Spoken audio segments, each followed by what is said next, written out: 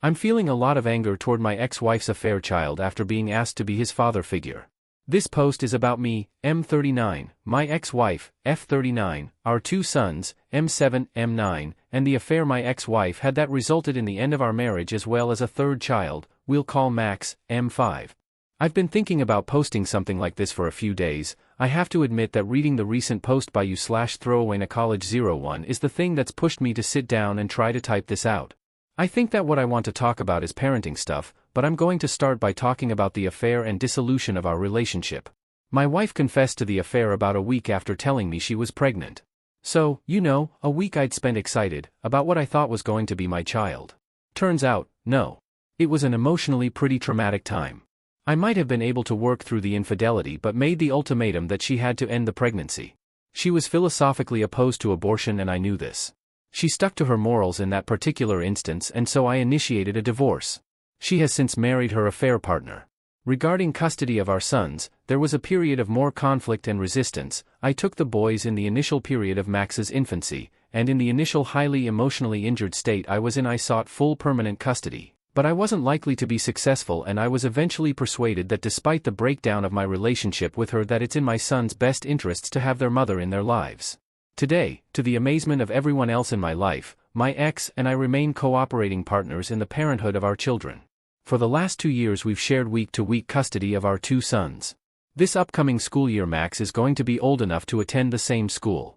About a month ago I got sat down by my ex, her partner and all 3 boys and they all want Max to travel back and forth with the boys each week and effectively live with me 50% of the time. Seriously. There are some arguments for it, admittedly. The 3 boys are friends and brothers as much as I resent it, splitting them up regularly does seem like a weird sibling dynamic that could have poor consequences. I'm angry with my ex for broaching the topic with the boys before me, but it's also an entirely reasonable thing for the boys to have an opinion on. I agreed. What was I supposed to say? No? Why not? I can't say, because I hate that Max exists. So, I said okay.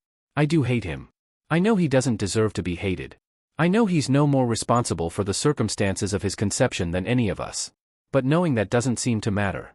He's a walking talking reminder of all the worst emotions that I've ever felt. I'm coming to end of his 2nd week staying with us and the boys. We have moved him into my home and made space for him. I hate the sound of his voice. If he needs help in the kitchen, I am immediately annoyed with no good reason. I'm constantly angered by his limitations that are entirely in line with being a 5-year-old, things I would never get angry with my sons over. I'm short-tempered and just energized with this useless visceral anger. I feel like the last years of my life have been a carousel of humiliations and degradations.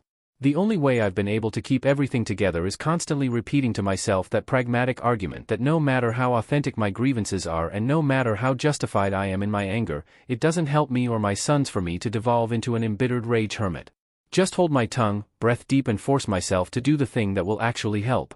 So I remain in regular contact with their mother, and I talk to her politely, on the topics that I have to. Since recognizing that I don't have the legal power to exclude him from my sons' lives, I have been cordial with Max's father. That I've been able to do these things has been the only thing about myself worth feeling good about. But maybe it's not worth feeling good about. Maybe I regret being civil.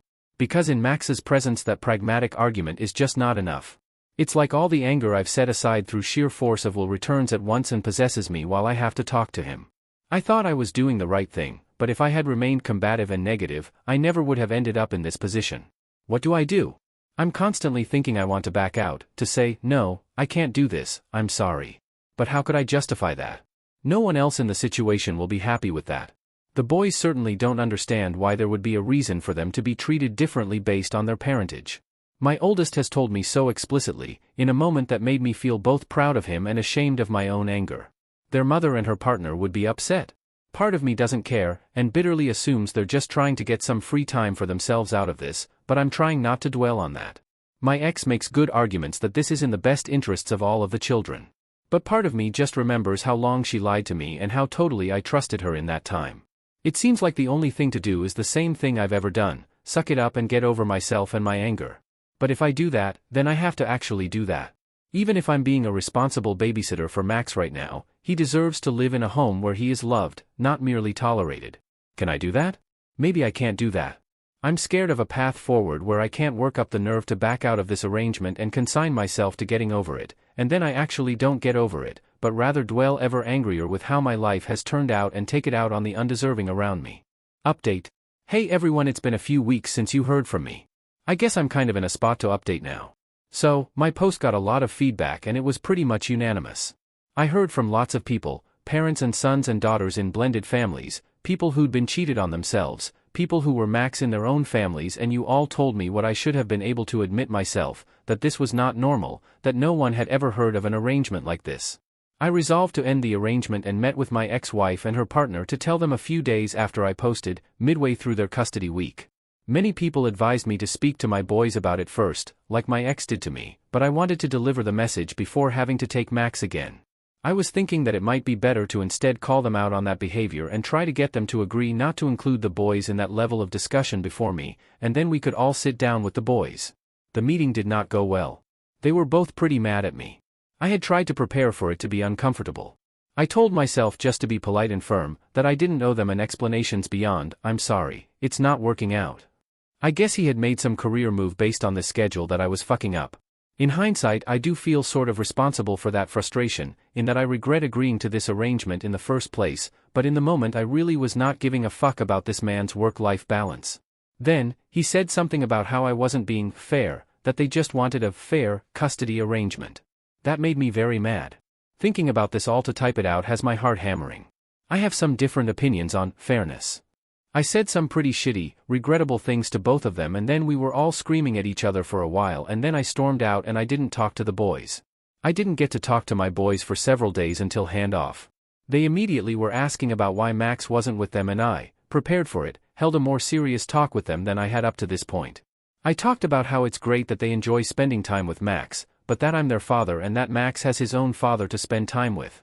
I also talked about how this whole spectacle of our lives is difficult for me, that I don't like having to spend only every other week with them.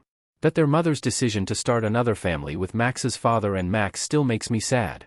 This is pretty awfully difficult stuff to talk about. I've been pretty strict with myself about not venting to my sons about their mother up until now, but effectively that's meant I haven't really talked about her or our breakup at all. If you can't say anything nice, as they say. Trying to maintain that respect for their mother and also talk frankly about my own feelings is a difficult tightrope balance. I don't want to blame their mother, but I also don't want to not blame their mother, if you know what I mean.